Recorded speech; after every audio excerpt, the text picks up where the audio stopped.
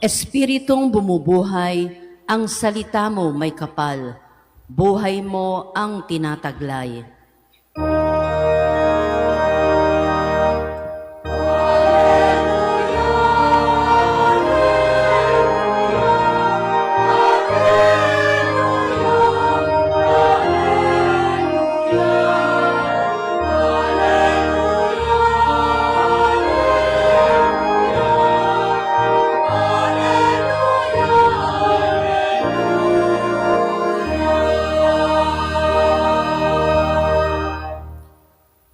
Sumainyo ang Panginoon. At sumainyo rin.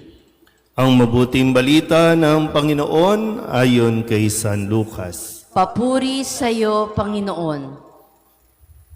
Noong panahong iyon, may isang iskribang lumapit kay Jesus upang siya'y subukin.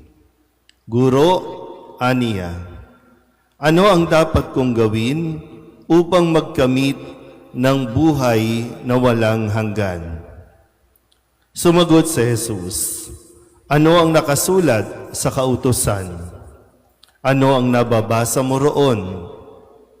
Tumugon siya, ibigin mo ang Panginoon mong Diyos ng buong puso, ng buong kaluluwa, ng buong lakas, at ng buong pag-iisip.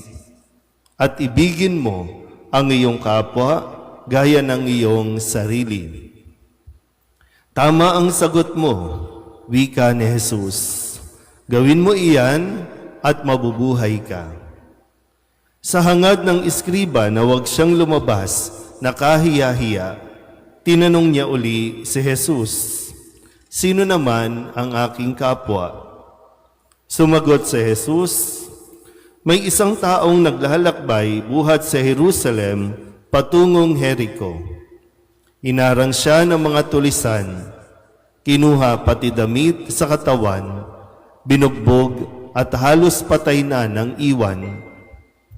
Nagkataong dumaan doon ang isang saserdote at pagkakita sa taong nakahandusay, siya'y lumihis at nagpatuloy ng kanyang lakad. Dumaan din ang isang Levita, ngunit tiningnan lamang niya ito at nagpatuloy ng kanyang lakad. Ngunit may isang Samaritanong naglalakbay na naparaan doon. Nakita niya ang hinarang at siya'y nahabag. Lumapit siya, binusa ng langis at alak ang mga sugat nito at tinalian. Saka isinakay ang tao sa kanyang sinasakyang hayop. Dinala sa bahay panuluyan at inalagaan doon. Kinabukasan, dumukot siya ng 2 denaryo. Ibinigay sa may-ari ng bahay panuluyan at sinabi, alagaan mo siya, at kung magkano man ang kakulangan niyan, babayaran ko sa aking pagbabalik. Sino ngayon sa palagay mo ang nagpakita ng pakikipagkapwa sa taong hinarang ng mga tulisan? Tanong ni Jesus. Ang nagpakita ng habag sa kanya, tugon ng iskriba. Sinabi sa kanya ni Jesus, humayo ka't gayon din ang gawin mo.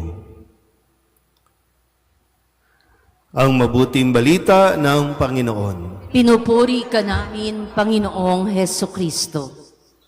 Isang magandang umaga po sa inyong lahat. Tayo po ay nasa ikalabinlimang linggo sa karaniwang panahon. At gaya ng madalas ko pong sinasabi sa inyo, pag inoobserbahan ko po kayo, lalo na dito sa oras ng 5:30, tingnan nyo nga ulit yung katabi ninyo. Tingnan nyo lang, huwag kayong matakot. No? Yeah. Sa estado ng edad natin ngayon, naiisip niyo po ba yung tanong ng isang Pariseo dito na paano ba magkakamit ng buhay na walang hanggan?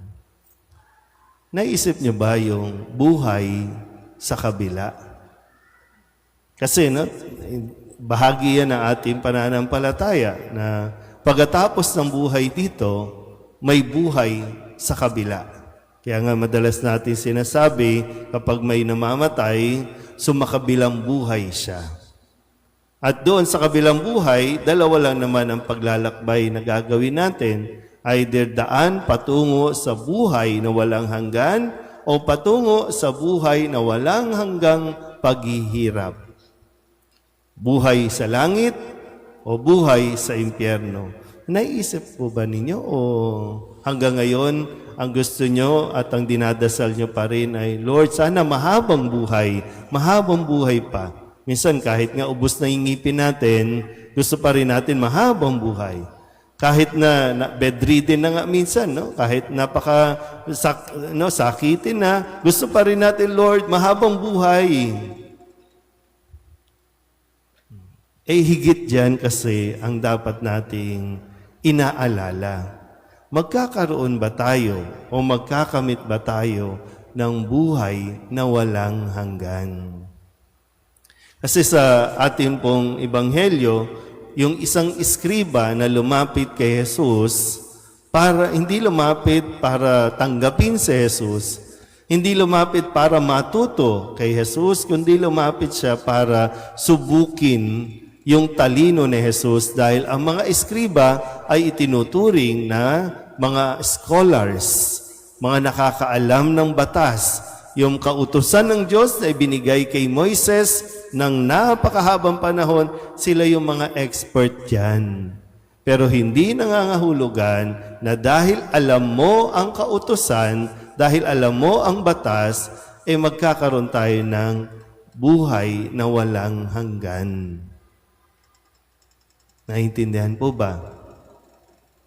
Hindi rin magagamit yung dami ng pera natin, dami ng kayamanan natin, o kung anumang mga ari-arian na sinikap nating ipundar ng napakahabang panahon, hindi mo yan pwedeng dalhin, no? At sasabihin, marami akong pambayad, marami akong pangsuhol, dapat ako magkaroon ng buhay na walang hanggan.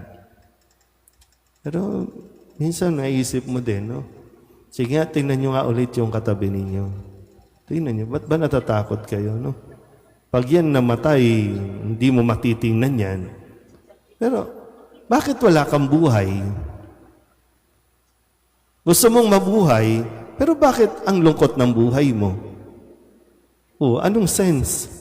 Gusto mong mabuhay ng mahabang mahaba, pero bakit ayaw mo namang maging masaya sa mundong ito? Gusto mo palang mabuhay ng matagal, ng mahaba, di sikapin mo, sayang naman kasi. Ngayon, ang turo ni Jesus at paalala niya sa mga eskriba at paalala sa ating ngayong linggo, kung gusto nating mabuhay ngayon pa lang at gusto nating magkamit ng buhay na walang hanggan, ang kailangan natin suriin ay, nauunawaan mo ba ang kautusan tungkol sa pag-ibig? Sabihin nyo nga po, pag-ibig. Naiintindihan ba natin ito? Matatanda na tayo, no? Pero nauunawaan ba natin ang kahulugan ng pag-ibig? Kaya nga sabi ni Kristo, kung gusto natin magkaroon ng buhay na walang hanggan, una, iniibig ba natin ang Diyos ng buong puso, ng buong pag-iisip, ng buong lakas? Iniibig ba natin ang Diyos? Kasi kung iniibig natin siya, susundin natin yung pangalawa, iniibig ba natin ang ating kapwa? Ngayon, naintindihan ba natin ang pag-ibig sa kapwa? Kaya nga ibinigay niya yung halimbawa nitong mga taong, yung Levita, yung saserdote, at isang Samaritano.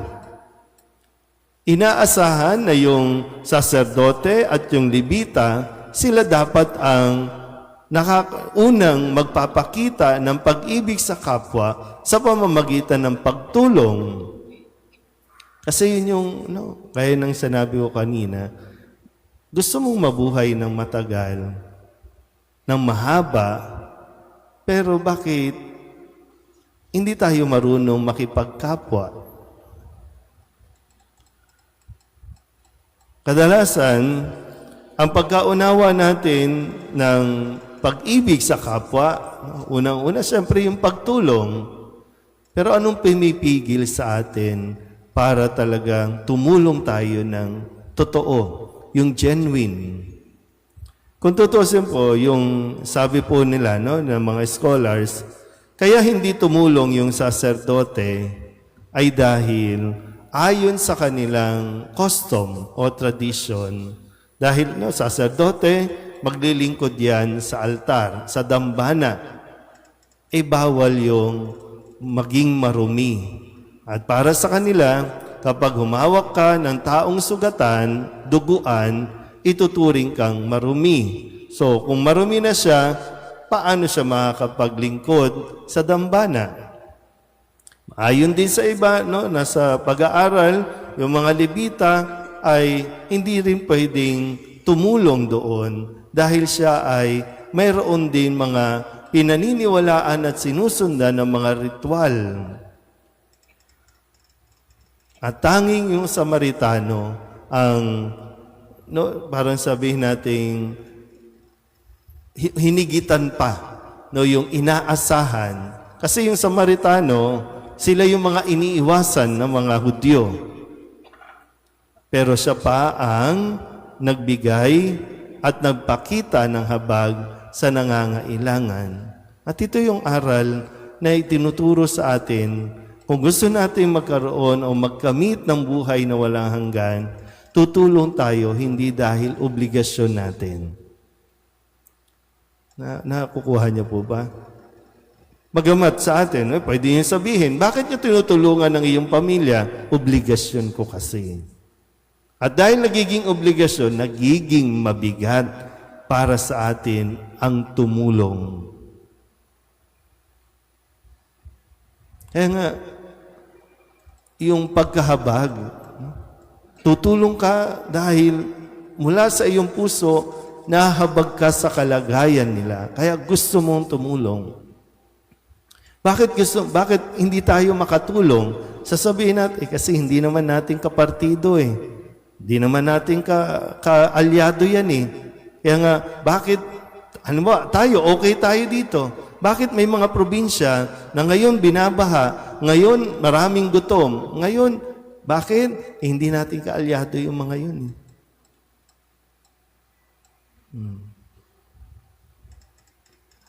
Bakit hindi natin tutulungan?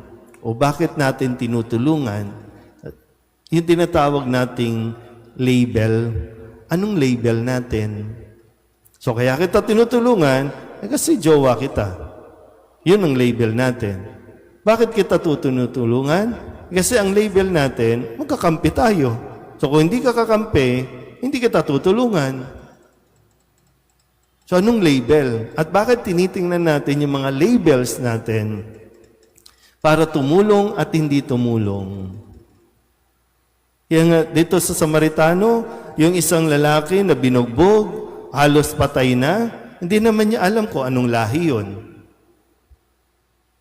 Basta't nakita niya, kailangan ng tulong, okay, tulungan. At higit pa sa tulong ang binigay niya. O, di ba minsan, yung katotohanan, kapag may nangailangan ng tulong, di ba tinitingnan natin yung itsura, tinitingnan natin yung katayuan, kahit kasarian, kahit nga kulay. Ang dami nating tinitingnan para ma-justify natin na hindi tayo tutulong. Ang dami nating justification para hindi tayo makipagkapwa-tao. So, kung ganito ang mangyayari sa atin at ipagpapatuloy natin ito, ay di alam na, hindi tayo magkakamit ng buhay na walang hanggan. So, ulitin ko. Tingnan ulit yung mga katabi. May panahon pa para tumulong. May panahon pa para makipagkapwa-tao. May panahon pa para ibigin mo o piliin mo ang magmahal ng ating kapwa. Amen?